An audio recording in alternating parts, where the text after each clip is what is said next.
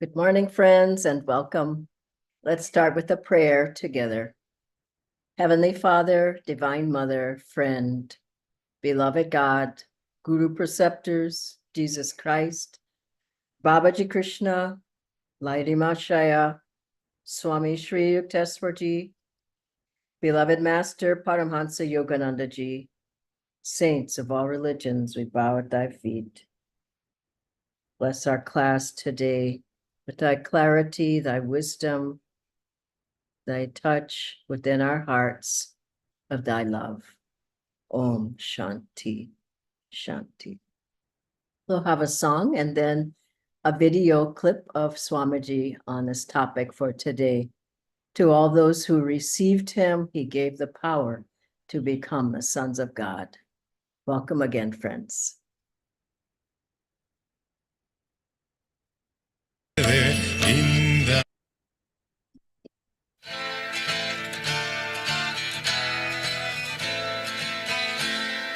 When I awake, I'll see thy face.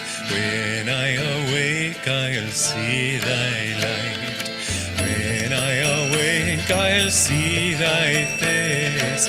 When I awake, I'll see thy light. Mother, awake me from my dreams. Mother, awake me in thy light. Hand in hand we're dancing together in thy light. Mother, awake me from my dreams. Mother, awake me in thy light. Hand in hand we're dancing together in thy light. When I awake, I'll end all sorrows. When I awake, I'll know thy joy. When I awake, I'll end all sorrows. When I awake, I'll know thy joy. Mother, awake me from my dreams. Mother, awake me in thy joy. Hand in hand we're dancing together in thy joy. Mother, awake me from my dreams. Mother, awake me in thy joy. Hand in hand we're dancing together in thy joy. When I awake, I'll end all fears. When I awake, I'll find thy love. When I awake, I'll end all fears. When I awake, I'll find thy love. Mother, awake me from my dreams. Mother, awake me in thy love. Hand in hand we're dancing together in thy love. Mother, awake me from my dreams. Mother, awake me in thy love. Hand in hand we're dancing together in thy love. People who came to Yogananda with faith drew that attunement from him. But how? How? Well, as it says in the Bible, all those who received him, to them gave he power to become the sons of God. His purpose was not to show how great he was. His purpose was to show us what we can become too. As he said, what I've done, you could do. But to receive him means to be in tune with his consciousness. You can't get out of the ego by just affirmation. The ego itself is making that affirmation. But if you attune yourself to the consciousness of a true guru, you take his consciousness onto yours, and you see things then from his point of view. You don't become him. Each disciple becomes himself. Once you find God, you see each person is unique as the child of God. God is ever new, and he deemed each person as a new manifestation of himself. So our attunement with the Guru doesn't mean we take on his personality, but we take on his vision of truth, which is that God is the true doer. I remember I was sitting one time thinking how wonderful it was to be his disciple. I was learning and absorbing so much, above all the sense of bliss and love and so on. And he asked me to help him stand up, and he looked at me in the eyes and he said, "Just a bulge of the ocean." The Guru doesn't think of himself as teaching you. He feels that he is an instrument of God, and he is only a wave on the surface of the ocean of God. That's what we seek to become. And the interesting thing is that when we do find that this ego doesn't exist, we find a true self that is eternal. Each person, even merging in God, he has that memory of having been all these different people. He has that unique selfhood that is always there. So that if you pray to St. Francis, who is merged in God, he will come back to you not as some God product, but as St. Francis himself in that form. Morning again, friends. So wonderful to listen to Swamiji. I'd like to start today with a reading from Conversations with Yogananda by Swamiji.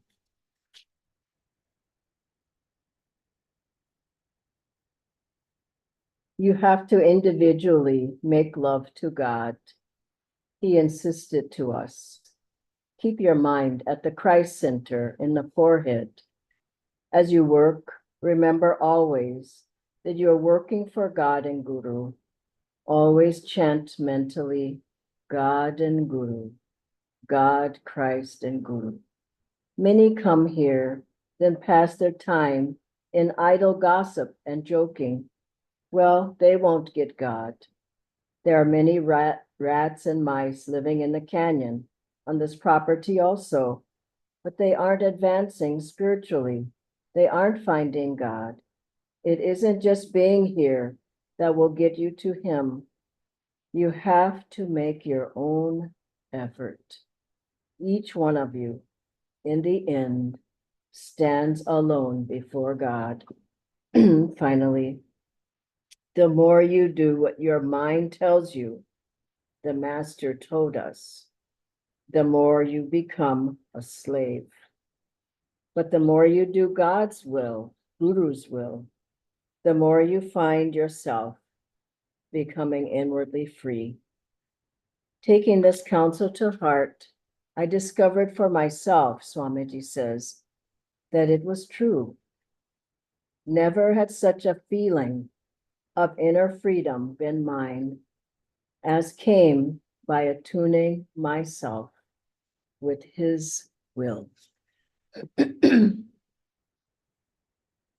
This is a very important and subtle topic when we think about to all who received, meaning these were the words speaking of Christ, but any great avatar, all who are the disciples who actually draw. A true disciple is one who draws from the Master, receiving his power, his grace, his blessings. I'll go into that more, but if we think about how do we receive the Guru, we could sit in a satsang and feel his blessings, perhaps. Many were there with Master who sat with him, who came and they went.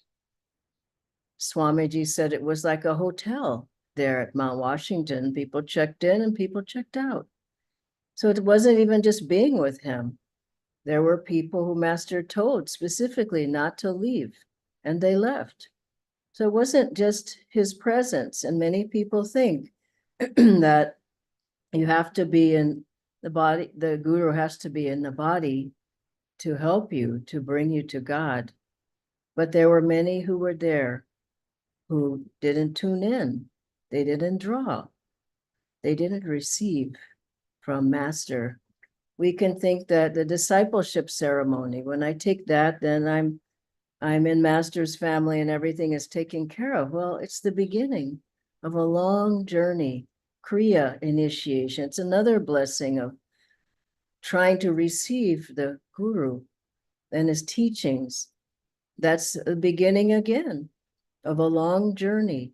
Blessings in the purification ceremony that we receive or may get at a satsang.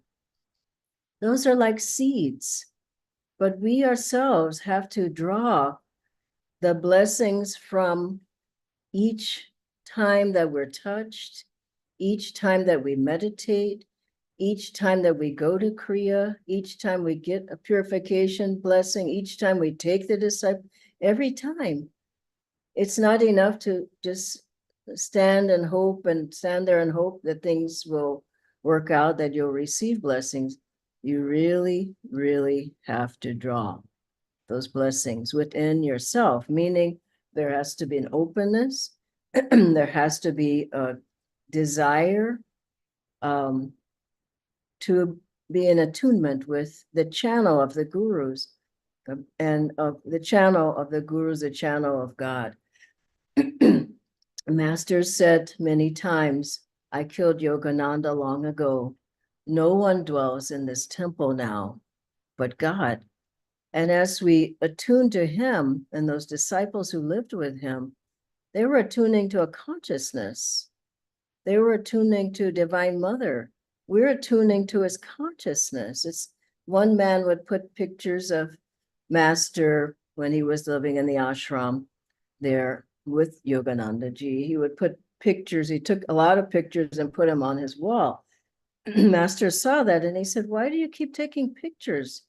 Get to know me inside in meditation and be in attunement. He would say over and over to the disciples, get in tune, be in attunement, meaning attune to my consciousness.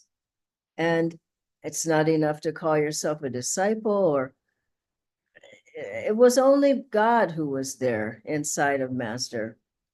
And we're disciples of Divine Mother. I mean, Master said himself, someone said, oh, Dr. Lewis was your first disciple in America. And he just didn't say anything.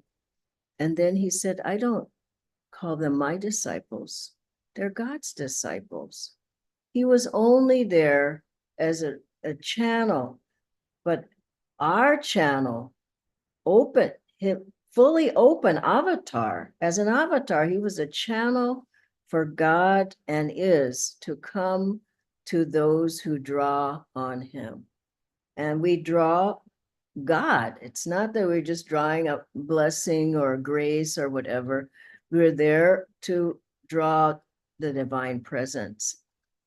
And so what does it mean to be in tune that way? Surely we have to be open, receptive, door of my heart open wide.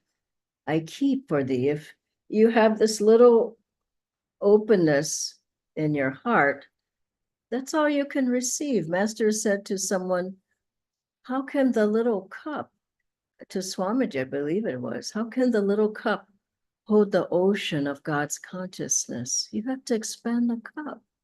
We have to be more and more receptive, open, and attunement. And then you open the door more and more, and you can receive more. So how much can you receive? I remember at the beginning on the path, I just wasn't that attuned.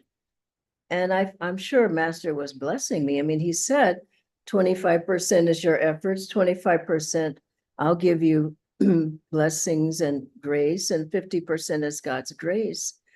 And also that I'll give you lots of my good karma. But you have to activate that.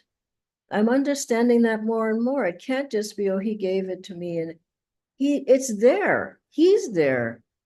But you have to learn how to, over time, over the years, open yourself, be more magnetic, be more energetic, be more enthusiastic, be more in attunement, be more inspired, be more uplifted. Uplift your consciousness and meditation to receive the blessings that are always flowing. Some people receive them and some people don't. It depends on how much you're open to God's blessings, how much you're open to Master. So we receive in our lives. What can we receive from the Guru? We can receive strength, attunement, clarity. We can receive God's power flowing through Master. We can receive inspiration. We can receive ideas. We can receive all these for our daily lives. It's not just that I just receive in meditation, but we want to receive whatever the Guru has you want. And you want to draw that from the Guru. So those for daily life. And what to receive, how do we receive in meditation? We receive Master's experience of God, his bliss, his light. We receive what we ask in meditation: introduce me to God, reveal thyself, and feel that your spiritual eye is his. He's putting his spiritual eye to yours. The Om sound coming from him is coming into you. Swamiji said when he would do Kriya, he would feel Master was doing Kriya through him in his spine. And we never want to meditate alone. A meditation with the Guru, in the Guru, totally in tune with the Guru is the way to meditate. To feel like when you're doing Hong Sa, that Master's doing that through you. He's giving you the peace. He's giving you the calmness. When you're doing Om, he's giving you the sound. He's the channel for God to come into you. Ask those qualities. He's giving you the sounds of the chakras. He's giving you the light. He's the channel for that. You can't get that by yourself. People think they're going to uplift their Kundalini on their own, see the light, open up the chakras. Well, think again. It just doesn't happen that way. You have to have the vehicle, the channel of the Guru helping you, giving it to you. Once you're open enough, and once you expand the cup of your consciousness, even another word I want to use is even disinterest, deep interest and sincerity. I want to know. I want to be able to feel the blessings. I want to be able to feel the grace. I want to feel Divine Mother. I want to know her. Help me to feel her. And so in meditation, what you receive is what the Guru can give you of himself, of what he has of God, which is everything. But here again, you have to be open to that. And finally, what else can we receive from the Guru? We receive the power to be able to do his seva. Like he told Swamiji, I give you the strength to do what I'm asking you to do, which was a great work. And Swamiji, he didn't passively think, well, he's going to do it. He'll do something. Swamiji was so active. He drew so much from Master. He drew the books. He drew the music. He drew the strength to give the talks. He drew the strength to build the communities. He drew it from Master. He drew it from him. He didn't do it himself, because I heard him so many times after talks. Oh, I felt Master's presence. I felt him speaking through me. Oh, he wrote this book. Oh, he wrote this piece of music through me. And so for all of us, he wants to serve through us. But we have to, again, that attunement, openness, receptivity, willingness, even enthusiasm, joyful seva. Then you find a Guru is really with you. As much as you're able to receive, that's how much you will receive it within yourself. Now, I wanted to end with the interesting story that, Master said of one person who said, I don't feel you as much as the others feel you. He said, if you close the door, how can I come in? It's a very interesting point, because you realize that he's always there.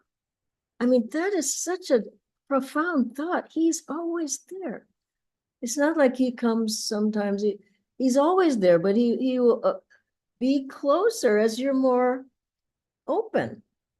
He helps you the more you can help yourself. He helps you the more you draw him to you. But that presence is always there. It's the presence of God through the channel of the guru. And there was an interesting story of a disciple who he had one lung and double curvature of the spine. He lived there at the Mount Washington, the ashram. And Master gave him the job of driving a tractor. He didn't think about the man's illness. He just said, no, this is what you should be doing. And the man did it. I mean, he had to roll himself off of his bed to get up in the mornings because his back problems. But he started doing the seva and he did it. And then he started thinking about himself. Now, Master told Rajasi, don't forget where your power is coming from. And with Swamiji, he said to a group of the monks, look how I changed him. Now, what's really happening here? The man was driving the tractor, he was doing fine, and then Master's power, he was powering that man. And then the man started thinking about himself. Oh, I don't really like to do this work. Oh, I don't want to. Oh, I'm tired. Oh, I'm not able. Oh, there must be somebody else. Oh, I'm not, on and on. And so, and this is what happens with people. And so what happened? He shut the door. And he shut the door to Master's power to help him. And he ended up being so ill, he had to go back to bed. And he was bedridden for some time, and then he left the path. It's very deep to think about it, that where is the power coming from? And what happens is more and more that you're open, the more comes in, the more comes in, the more comes in, until Master is completely living within the disciple, completely in you. What does that mean? That God has completely taken over your life. The Master says, open your heart. I will come in and take charge. As you open yourself, open your heart, your consciousness, Master, ultimately for each one of us, has to come completely, and the door has to be wide open. And at that point, that's how we realize who and what we really are. We are him. He is us. We are everything. But that doesn't happen by contraction, worry, fears, doubts. Master came to open us up completely. And think about in your life, where am I not open? Why am I fearful? Why do I still have these bad habits? Why am I doubtful? Why am I lazy? Why don't I want to do this? Why am I not enthusiastic? Why don't I want to get up in the morning? All of these things just close the door more and more. And so we have to be actively, dynamically drawing to receive. Active, dynamic, enthusiastically, joyfully drawing in meditation, drawing in our seva, because seva helps us to find God. It's not just I meditate and I feel master. You have to do seva also to him for his work, to help other people, to break the ego, to open up completely, to be able to find God.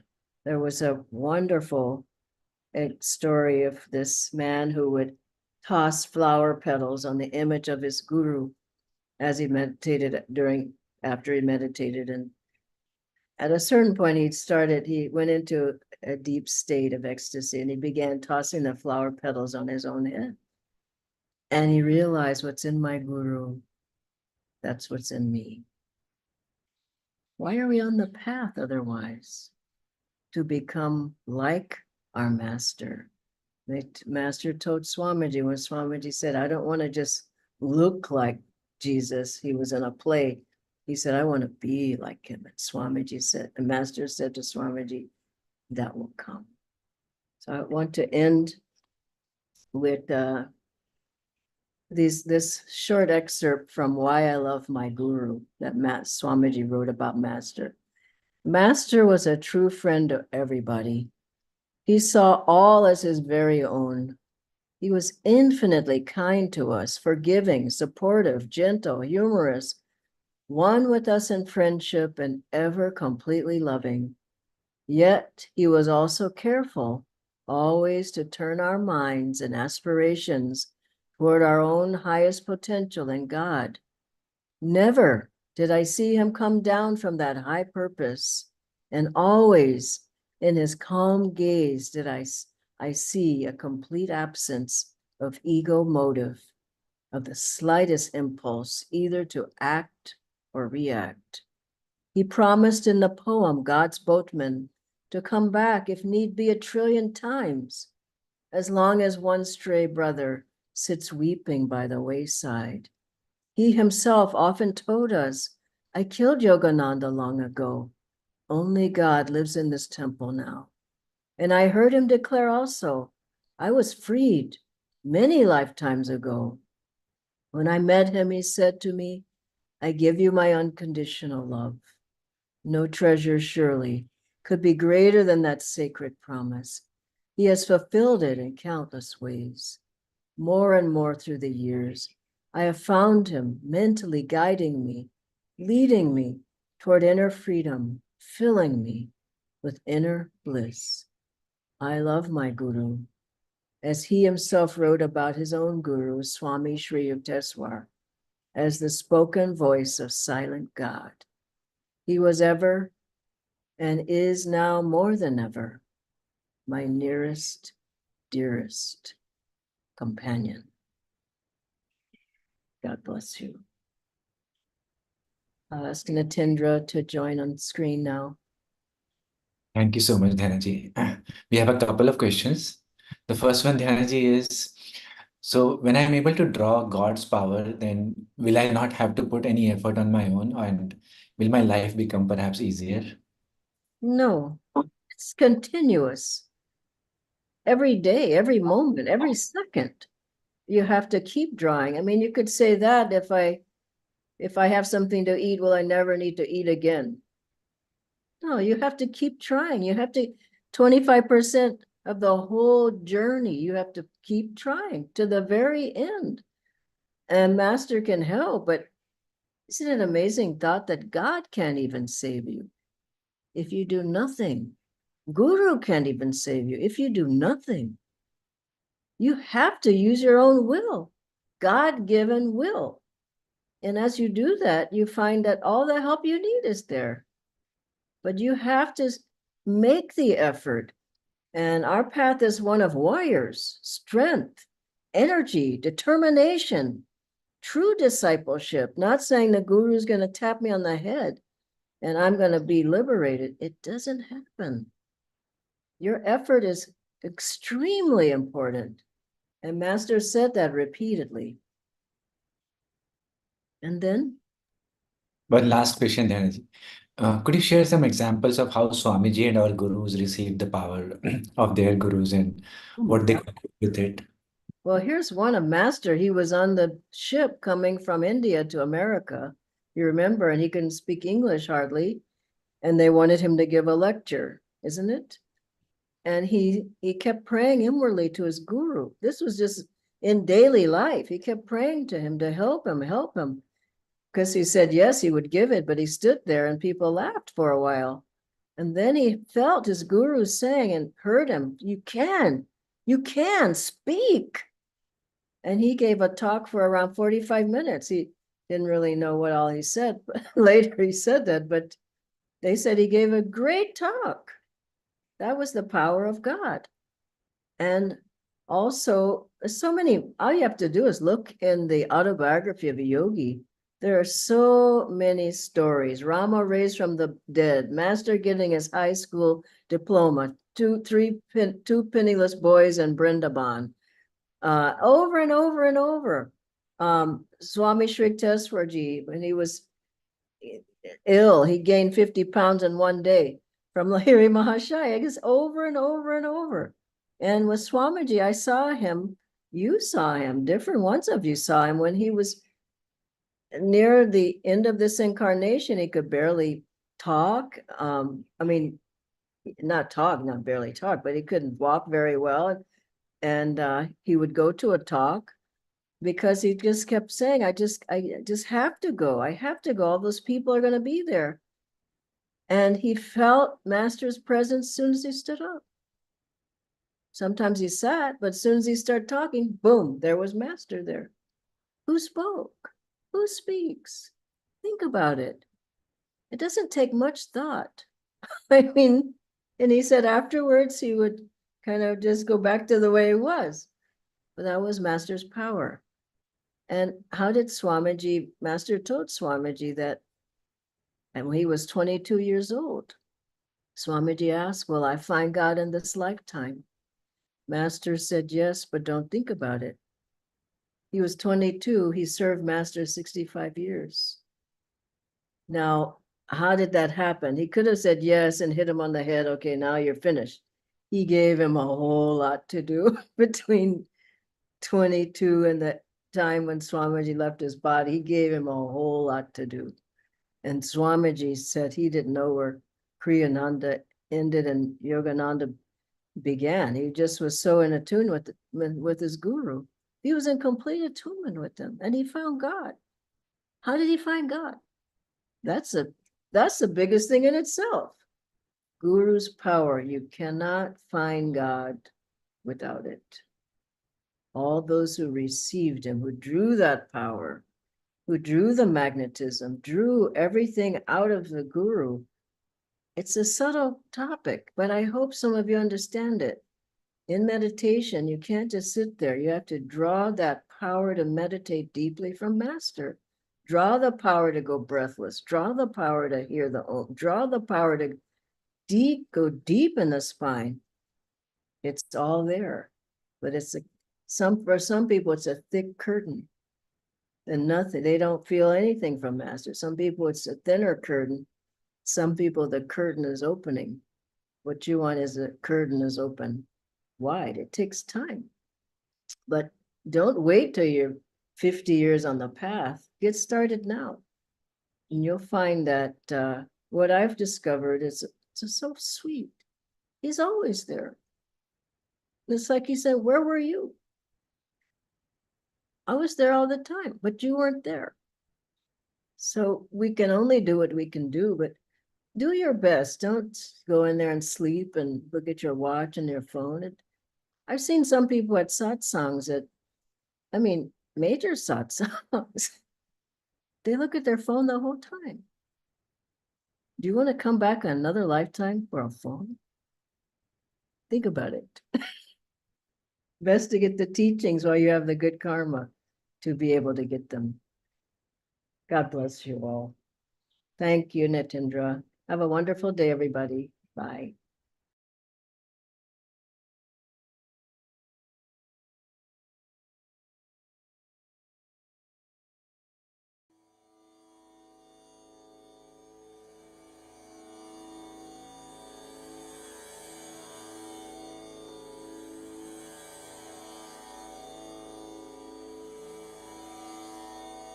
Om